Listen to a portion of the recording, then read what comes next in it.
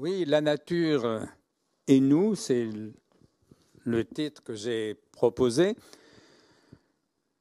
Le « et » est équivoque, parce qu'on pourrait croire que la nature et nous, c'est un peu comme l'Amérique et nous, l'Asie et nous, autrement dit, une relation d'extériorité. Mais bien sûr que non. Il faudrait dire plutôt la nature et nous, comme on dit la France et nous, on est dedans. Ou comme on dit l'Europe et nous. L'Europe n'est pas extérieure, on est dedans. Et je dirais même qu'on est bien plus dans la nature que dans la France ou dans l'Europe. Parce que la France, l'Europe, on peut la quitter. La nature, nous ne la quitterons pas. Sauf à mourir, et encore, mais si nous mourrons, il faudra bien que ça arrive un jour, notre cadavre restera dans la nature par définition. Et donc la nature et nous, c'est un rapport non pas d'extériorité, mais d'intériorité, et d'intériorité définitive. Et je mettrais volontiers comme sous-titre une philosophie pour le développement durable.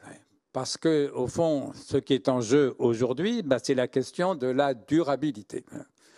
Pourvu que ça dure, comme disait la mère de Napoléon. Je crois le jour du sacre de Napoléon. Pourvu que ça dure, dit-elle avec son accent corse. Napoléon, ça n'a pas duré très longtemps, mais c'est peut-être la première fois que l'humanité se pose avec une telle acuité cette question, pourvu que ça dure. Une philosophie pour le développement durable, ou plus modestement, quelques observations autour de cette notion de développement durable. J'en ai noté 10. Alors, ça fait en gros 3-4 minutes par observation. Vous ne me demanderez pas d'aller vite.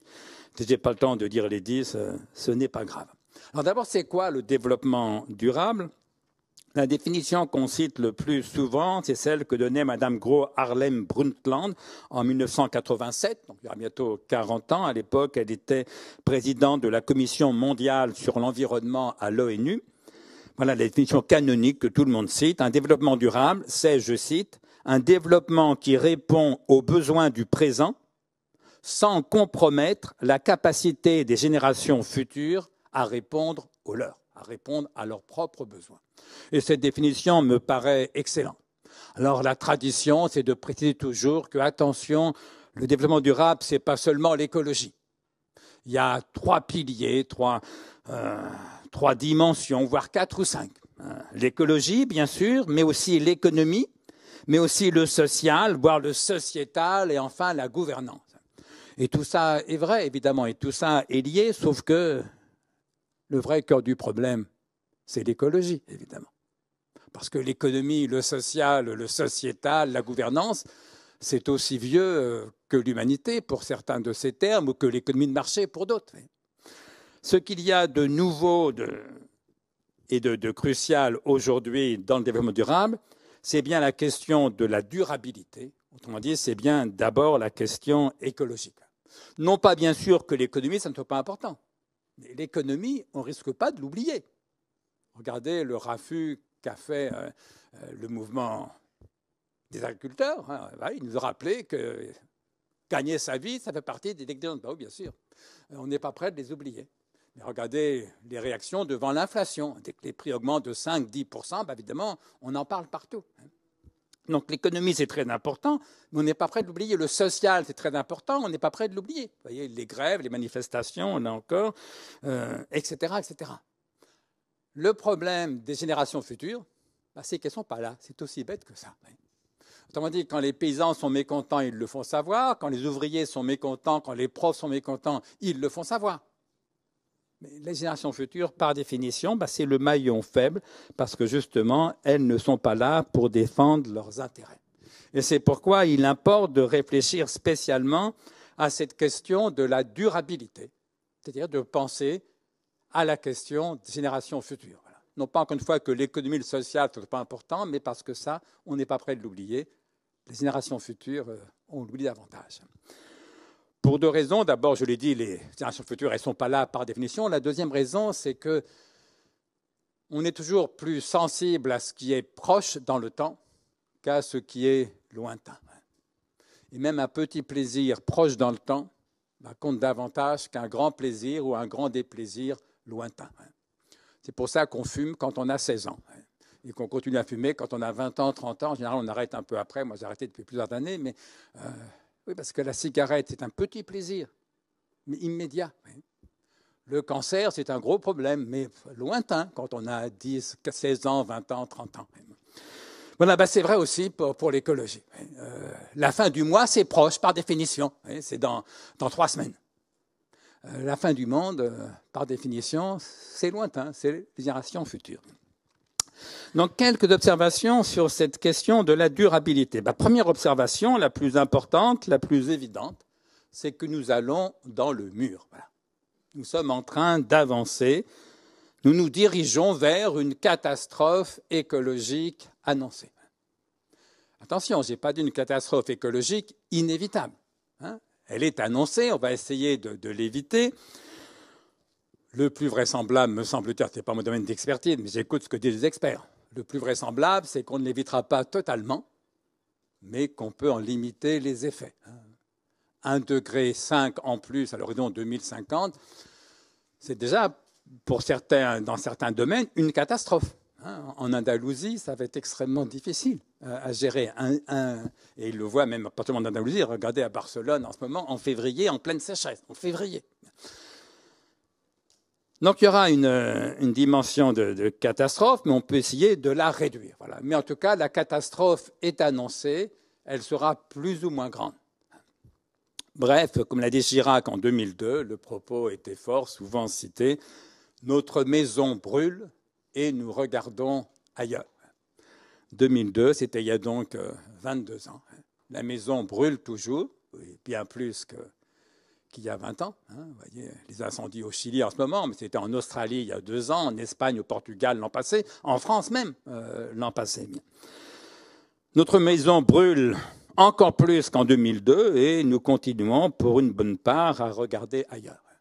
Et puis il n'y a pas que la question du réchauffement climatique, il y a la question de la biodiversité, l'effondrement de la biodiversité. Alors, là encore, ce n'est pas mon domaine d'expertise, mais moi, qu'une maison à la campagne, en Normandie, je l'ai achetée il y a 20 ans, le nombre d'oiseaux dans mon jardin s'est réduit spectaculairement. Spectaculairement. Et forcément, ça nous fout les boules, comme on dit. Et puis, il y a le réchauffement climatique, dont chacun sait qu'il n'est pas devant nous, on est déjà dedans, mais ça va être de pire en pire pendant au moins un certain temps. Voilà, autrement dit, nous allons dans le mur, nous sommes en train d'aller dans le mur, nous dirigeons vers une catastrophe écologique annoncée, ce qui pose un problème de fond qui est le problème des rapports entre l'économie et l'écologie. Économie, écologie, ce sont 2 mots cousins. Ça s'entend à l'oreille, économie, écologie. Ils ont en effet la même origine étymologique, en l'occurrence le grec oikos. Oikos, en grec, ça signifie la maison, l'habitat. Oui, mais notre maison aujourd'hui, c'est le monde. C'est ça que signifie la mondialisation. Notre oikos aujourd'hui, c'est le monde. Notre maison aujourd'hui, c'est le monde. Eh bien voilà, l'économie et sa gestion efficace, l'écologie et sa gestion durable. Le problème auquel nous sommes de plus en plus cruellement confrontés, c'est que le développement même de l'efficacité économique est en train de mettre gravement en cause les conditions de sa durabilité écologique. Parce qu'au fond, d'un point de vue économique, on peut toujours ajouter de la richesse à de la richesse. C'est ce qu'on appelle la croissance, précisément. Et on le peut d'autant plus en économie capitaliste, puisque le capitalisme a trouvé ce secret formidablement efficace de transformer la richesse en source d'enrichissement. C'est ce qu'on appelle un capital. Qu'est-ce que c'est qu'un capital? C'est de la richesse créatrice de richesse. Autrement dit, si vous possédez 1 million d'euros en lingots d'or ou en billets de banque, caché dans votre grenier ou dans votre cave ou sous votre matelas, vous n'êtes pas un capitaliste. Vous êtes un riche, vous êtes un imprudent, vous êtes un imbécile, vous n'êtes pas un capitaliste. Votre richesse ne crée pas de richesse. Si vous avez 2 000 € en SICAV bancaire ou en actions sur votre plan d'épargne retraite ou sur votre PA à la banque, à votre petit niveau, vous êtes un capitaliste. Vous avez un capital, vous avez de la richesse qui crée de la richesse. Donc on peut toujours rajouter de la richesse à de la richesse, spécialement en économie capitaliste. Et au fond, c'est ce qu'on fait depuis 10 000 ans, en gros depuis la révolution néolithique. Sauf que ce processus en lui-même indéfini, illimité, de croissance économique est en train de se rapprocher des limites, elles, strictement finies, de l'écologie, qui sont les limites de la planète, ce qu'évoquait l'intervenant précédent. Pour croire qu'on peut croître indéfiniment sur une planète finie, il faut être soit un fou, soit un économiste. Bon, le mot est piquant, mais chacun comprend ce que ça veut dire. Donc voilà, il y a un processus de croissance économique en lui-même économiquement indéfini, mais qui se heurte de plus en plus aux limites, elles, strictement finies de l'écologie, qui sont les limites de la planète. Donc nous allons vers cette catastrophe écologique annoncée. L'enjeu est de la réduire le plus qu'on peut. Deuxième observation, oui, on va dans le mur, mais ce n'est pas complètement de notre faute. Mon idée, c'est même que nous sommes punis par où nous n'avons pas péché. Parce qu'au fond, il était écrit dans la Bible, la Genèse, « Croissez et multipliez-vous ». C'est ce qu'on a fait. On a cru au sein du verbe croître, éventuellement du verbe croire aussi, mais on a cru du verbe croître, on a fait de la croissance, on s'est multiplié et pan, on est puni. Il y a une dimension démographique, de surpopulation. Certains ont peur du mot, moi le mot ne me gêne pas, je pense que 8 milliards d'humains sur Terre, c'est viable, mais au fond, 1 milliard, ça serait plus confortable pour tout le monde. Bref, il a fallu 300 000 ans. 300 000 ans. En gros, depuis qu'Homo sapiens existe, on pense à peu près 300 000 ans. Il a fallu 300 000 ans pour atteindre le premier milliard d'êtres humains sur Terre. 300 000 ans. Il a fallu moins de 100 ans, moins d'un siècle, pour passer de 2 milliards en 1930 à 8 milliards aujourd'hui. 300 000 ans pour le premier milliard, 90 ans pour les 6 milliards que nous venons d'accomplir, si j'ose dire. Alors on va dire, oui, ben justement, c'est qu'on fait trop d'enfants.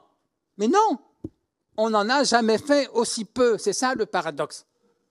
Jamais depuis 300 000 ans, jamais, on avait fait aussi peu d'enfants. Au point que dans la quasi-totalité des pays développés, même je crois dans tous les pays développés, on est très en dessous du seuil de 2,1 enfants par femme, qui est le seuil de la stabilité démographique. Moi, quand j'étais jeune, quand j'avais l'âge des jeunes qui sont ici, on s'inquiétait, on a le sentiment que la surpopulation était un processus indéfini, qu'on allait croître indéfiniment. Mais on sait que maintenant que ce n'est pas vrai. Par exemple, les démographes ont calculé qu'au rythme actuel de la démographie japonaise, où ils sont très en dessous du seuil de 2,1 enfants par femme, au rythme actuel, le dernier japonais mourra dans 700 ans.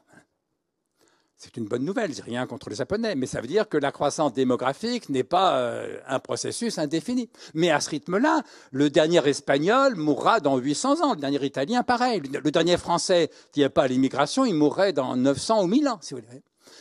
C'est une bonne nouvelle. Ça veut dire que la bombe P, comme on dit, la bombe population, est moins grave qu'on ne le croyait quand j'avais votre âge.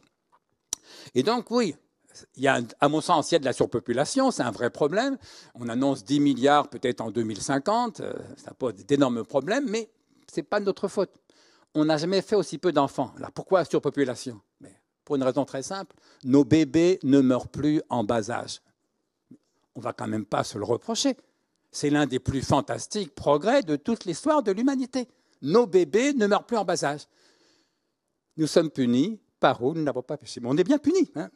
8 milliards, c'est beaucoup. 10 milliards, ça va poser d'énormes problèmes. Oui, mais on n'a jamais fait aussi peu d'enfants, mais formidable, nos bébés ne meurent plus en bas âge. Deuxième raison de la crise écologique, la croissance économique, non plus démographique, mais économique. Un jour, l'économiste Saint-Étienne, on faisait une table ronde ensemble, lui et moi, il me demande, savez-vous comment a évolué le niveau de vie individuel moyen entre Jules César et Louis XIV? Je lui réponds que non, j'en sais rien. Il me répond, c'est simple, il est étal. C'est le même niveau de vie individuel sous Jules César et sous Louis XIV. Il y a eu de la croissance entre les deux, il y a eu de la croissance démographique. Mais à l'échelle individuelle et en moyenne mondiale, on ne vit ni mieux ni plus mal sous Louis XIV au XVIIe siècle que sous Jules César au 1er siècle avant Jésus-Christ. Saint-Étienne me dit, et savez-vous comment a évolué le niveau de vie individuel moyen depuis la révolution industrielle, en 2 siècles? Je lui dis non, j'en sais rien. Il me dit, il a été multiplié par 20. Vous voyez, la population multipliée par 10 en 2 siècles, la consommation, enfin le niveau de vie multiplié par 20, ça veut dire qu'en un jour aujourd'hui, on consomme en gros autant qu'en 200 jours il y a 2 siècles. Alors quand on dit c'est notre faute, on consomme beaucoup trop. Oui, mais pourquoi est-ce qu'on consomme beaucoup trop? Parce que depuis 300 000 ans, chaque génération essaye de faire en sorte que ses enfants vivent, si possible, mieux qu'elle n'a vécu elle-même. Ça n'a rien de condamnable, c'est même ce qu'il y a de plus estimable au fond dans le cœur de l'humanité, que la volonté de tout faire pour que nos enfants vivent mieux. Oui, mais on est puni. Voilà. Moi, je prends un exemple qui me parle. Ma grand-mère, ouvrière d'usine, est morte à 99 ans. De toute sa vie, elle n'a jamais eu de salle de bain. Elle se lavait dans sa cuisine, comme les Français ont fait pendant des siècles. J'ai 3 fils qui sont des quadragénaires maintenant. Et chacun de mes 3 fils a une salle de bain. Ah oui, on appelle ça le progrès. Je ne vais pas battre ma coulpe en me disant c'est une honte, mes 3 fils ont une salle de bain, quelle catastrophe. Mais non, c'est ce qu'on appelle le progrès. Et j'ai tout fait pour que mes enfants, en effet, fassent des études, puissent se payer une salle de bain. Mais on est puni quand même, parce que le bilan carbone d'une salle de bain n'est pas nul du tout, évidemment. Et même si vous prenez des douches plutôt que des bains. Et puis enfin, rappelons qu'il meurt chaque année dans le monde, 9 millions d'êtres humains meurent de faim ou de malnutrition. 9 millions chaque année, dont 3 millions d'enfants. Alors dire qu'on consomme trop, ça dépend qui. Alors certains consomment beaucoup trop, évidemment, mais beaucoup d'autres ne consomment pas assez. Voilà, et donc que les enfants ne meurent plus en bas âge, c'est une très bonne nouvelle. Qu'on vive mieux aujourd'hui qu'au Moyen-Âge, c'est une très bonne nouvelle. C'est bien d'avoir une salle de bain. Je vous invite à en avoir une, à tout faire pour en avoir une, vous aussi, mais on n'a pas péché, mais on est puni. J'ajouterai un dernier mot pour défendre un peu l'humanité. Parce qu'il faut te méfier. On parle beaucoup d'écologie punitive. Alors souvent, c'est une façon d'escamoter le problème de l'écologique. Mais moi, ce qui m'inquiète plutôt, c'est ce que j'appellerais une écologie culpabilisatrice. Alors, les deux vont un peu de pair. Parce que si on parle de punition, c'est qu'on est coupable. Autrement dit, il y a toute une série de discours sur la méchante humanité, la bonne nature, la méchante humanité. On est en train de saloper la planète, ce qui est vrai pour une bonne part, mais encore une fois, on est puni par où on n'a pas péché. Ce que je vis, ça a été bien résumé par un livre, d'ailleurs assez talentueux, mais dont le titre provocateur résumait l'objet et le problème. Le titre, je ne sais plus le nom de l'auteur, mais le titre du livre, c'était « L'humanité disparaîtra, : bon débarras ». D'accord. Voilà. L'humanité disparaîtra, bon débarras. Oui, mais enfin, on préférait qu'elle ne disparaisse pas, malgré tout.